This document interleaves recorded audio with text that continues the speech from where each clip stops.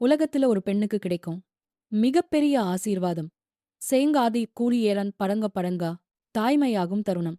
ஆனால் அந்த தாய்மையின் பயணம் எப்போதும் சுலபமானதா? இல்ல. கவலை, பயம், என் குழந்தை நலமாக இருக்குமா என்ற எண்ணங்கள் ஒவ்வொரு நாளும் மனதை வாட்டும். அந்த நேரத்துல ஒரு தெய்வத்தின் கருணை நம்மை தாங்கி நிறுத்துகிறது என்றால் அந்த தெய்வம்தான் என் கருவை காத்த தாய்மை வரம் தந்த அருள்மிகு முருகன்.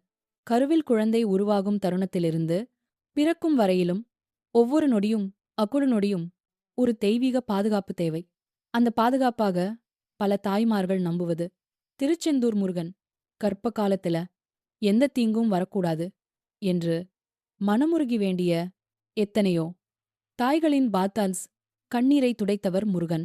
மருத்துவ அறிக்கைகளில நம்பிக்கை குறைந்த நேரத்திலும் மன உறுதி சிதறும் தருணத்திலும் முருகா என்று ஒரே சொல்லை உச்சரித்தாள். அந்த சொல் ஒரு கவசமாக மாறுகிறது. கருவில் இருக்கும் குழந்தையை கண்ணும் கருத்துமாக காக்கும் சக்தி முருகனின் அருளில் உள்ளது. பல தாய்மார்கள் சொல்வார்கள், எனக்கு கர்ப்பம் தங்காது என்றார்கள். ஆனால் முருகனை வேண்டிய பிறகு என் கருவை அவர்தான் காத்தார். என் குழந்தை பிறக்கும் வரை ஒரு நிழல் போல முருகனுடன் இருந்தார். இவை கதைகள் அல்ல, நம்பிக்கையின் உண்மைகள். அர்வின்னார் கர்ப்ப காலத்தில் முருகனை நினைத்து சொல்ல வேண்டிய ஒரே ஒரு வேண்டுதல, முருகா, என் கருவையும் என் குழந்தையையும் உன் வேலால் காப்பாற்று.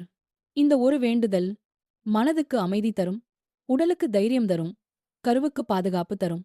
தாய்மை வரம் வெறும் உடல் அனுபவம் அல்ல, அது ஒரு தெய்வீக அனுபவம். அந்த அனுபவத்தை பாதுகாப்பாக, அழகாக நிறைவேற்றித் தரும் ஒரே தெய்வம் குழந்தை கடவுள் முருகன்.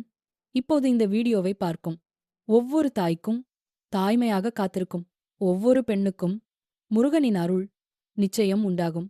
என் கருவை காத்த தாய்மை வரம் தந்த முருகா, உனக்கு என் நன்றி.